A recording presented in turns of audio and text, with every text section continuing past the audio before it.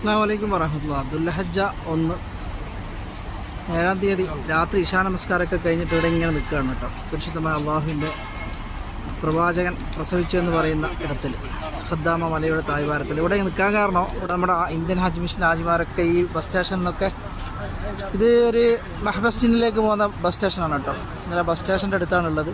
ഹാജിമാരൊക്കെ ഇങ്ങനെ ഒഴുകുന്നുണ്ട് കണ്ടോ, ഹറമിലേക്ക്, പരിശുദ്ധമായ ഹറമിലേക്ക്. 2024 ഹാജിമാരാണ്. എന്നാലും അള്ളാഹു ഒരുപാട് അനുഗ്രഹങ്ങളൊക്കെ നിങ്ങൾക്ക് വർഷിച്ചു തരട്ടെ. സഫ മർവയാണ് കാണുന്നത് കേട്ടോ.